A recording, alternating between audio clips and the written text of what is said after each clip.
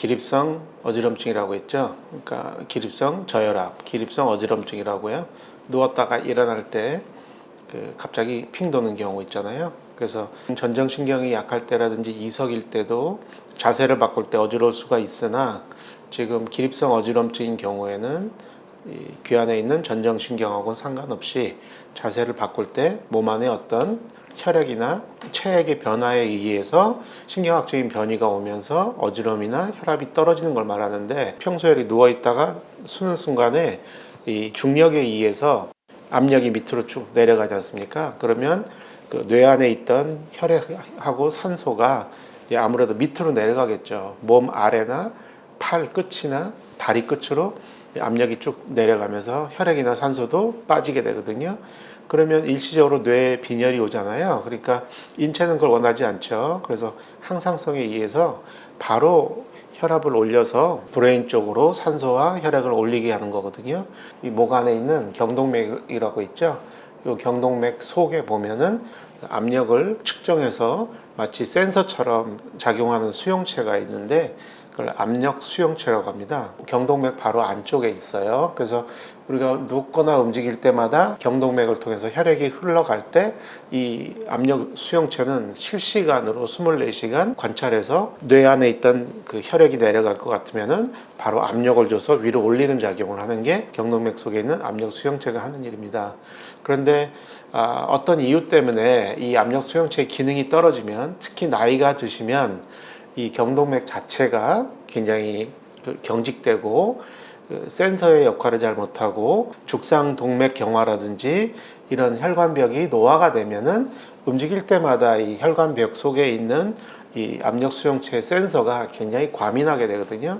그러니까 유연하지 못하고 조금만 움직여도 순간 확 신경이 흥분되거나 또 갑자기 확 그 기능이 떨어지는 경우가 많아요. 그래서 특히 여기 목에 컬러가 두꺼운 걸 입으시는 분들, 그 와이셔츠라든지 넥타이를 많이 좋으시면 젊을 때는 압력 수용체가 아무리 이거 눌러도 자기 스스로 유연하게 대처하지만 나이가 들면 혈관벽도 두꺼워지고 이 수용체 자체가 기능이 떨어지기 때문에 이 압력을 많이 누른다든지 자세를 갑자기 바꾸면은 이제 문제를 유발할 수 있는 거죠. 누웠다가 일어날 때 원래 압력 수용체가 해야 되는 일이 세 가지거든요. 첫 번째는 혈관을 수축하는 거, 그래서 혈액을 빨리 위로 올려야 되는 거. 두 번째는 혈액을 빨리 올리려면 어떻게 돼? 심장박동이 빨라져야 되잖아요. 그래서 심장박동을 빨리빨리 해가지고 혈액 공급을 빨리 시켜야 되는 거.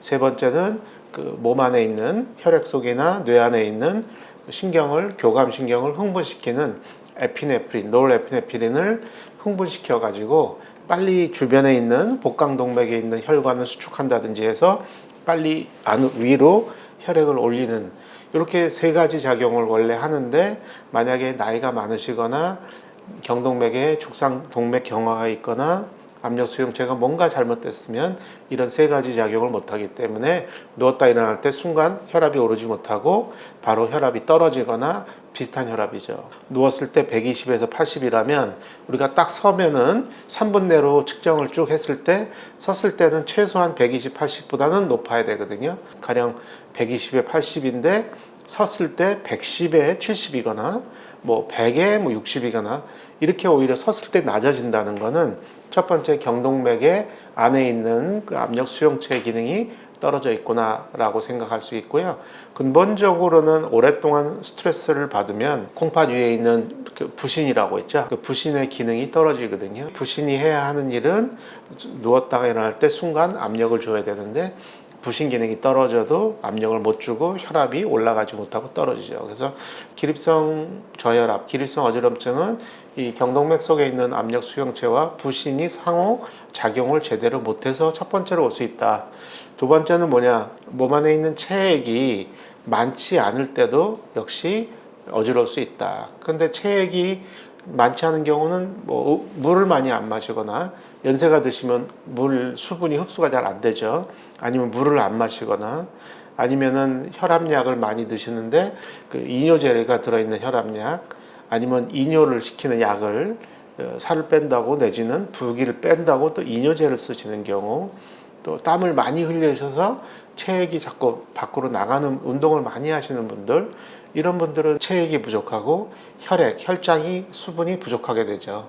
그렇게 되면 역시 누웠다가 일어날 때 어지러울 수 있겠다라는 걸 말씀드릴 수 있고요.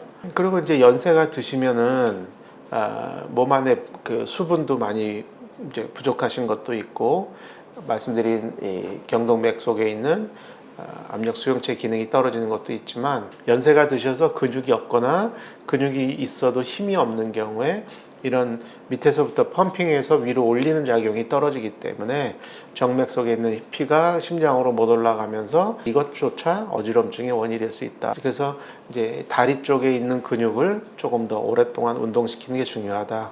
세 번째는 어떤 수술 후에 오랫동안 누워 계시거나 아니면 활동이 별로 없이 그냥 늘 하루 종일 침대에서 누워서 이렇게 가만히 누워서 TV를 보거나 핸드폰 보거나 오랫동안 누워서 있는 걸 즐기는 분들, 이렇게 오랫동안 누워 있는 경우도 역시 갑자기 쓰게 되면 이 혈액이 업다운을 제대로 못하면서 어지러울 수 있거든요. 약물 중에서도 이제 이뇨제, 혈압약 같은 경우, 또 신경안정제, 전립선약, 이제 교감신경을 억제하는 약, 이런 것들이 다 어지러움을 유발할 수 있다를 참고로 아시면 좋을 것 같고요. 결국은 기립성 어지러움이 있는 분들은 누워서 혈압을 재보고 서서 혈압을 쟀을 때 누웠을 때보다 혈압이 오르지 않는다. 그러면 일단 기립성에 문제가 있지 않나 생각을 해보시고, 이제 심장이라든지 아니면 경동맥의 문제라든지 아니면 근육이 문제, 이런 것들을 생각해 보시고, 너무 땀이 많거나 수분을 많이 안 드시는 분들이 있지 않나? 그렇다면 평소 충분히 수분을 섭취하셔야 될 것 같습니다. 자, 도움이 되셨으면 되겠습니다. 도움이 되셨으면 네. 도움이 되시면 좋겠습니다. 네. 도움이 되시면 좋겠습니다. 감사합니다. 마음이 편한 NG가 났네.